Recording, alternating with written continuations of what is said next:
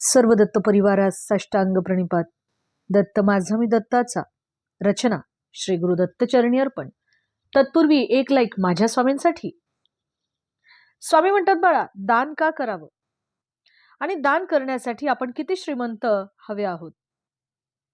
आता जेव्हा आपण दान करतो तेव्हा दानासाठी आपण सधनच असावं, केवळ हीच एक पात्रता आहे का?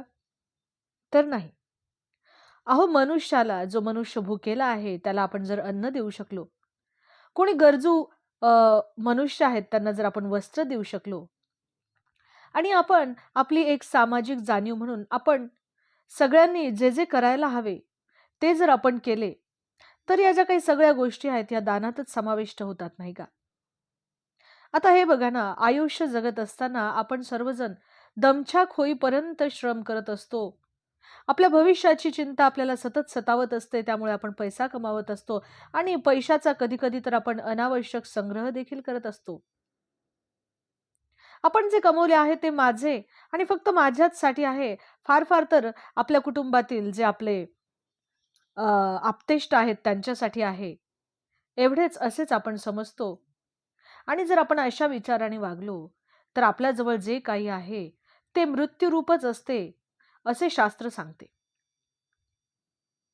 आता एखाद्या गृहिणीने जर स्वयंपाक केला आणि ते जर स्वतः आणि स्वतःसाठीच फक्त जर शिजवून खात असतील, तर ते शिजवलेले अन्न म्हणजे देखील ते पापच एक प्रकारे भक्षण करत असतात. आता कोणी जेवायला बसले तर एवढे खाशील का, किंवा कुठल्याही प्रकारची दुर्वासना मनात ठेवून किंवा क्रोधाने जर आपण कुणाला वाढले तर ते देखील महापापच आहे, नाही का? किंवा एखादी गृहिणी जर आपण केलेले अन्न आपल्याला उरेल की नाही अशी जर चिंता करत असेल, तर ते देखील एक प्रकारचे पापच आहे. या उलट जी गृहिणी, जी माता स्वतःला केलेले अन्न उरेल की नाही याची तमा न बाळगता देखील समोरच्याला पोटभर खाऊ घालेल, तीच तर खरी माऊली, या ठिकाणी स्वामींनी सांगितले आहे. आणि आपली जी कमाई आहे त्या कमाईवरती आपल्या या राष्ट्राचा, येथील असलेल्या प्रत्येक जीव मात्राचा आणि समाजाचा देखील अधिकार असतो.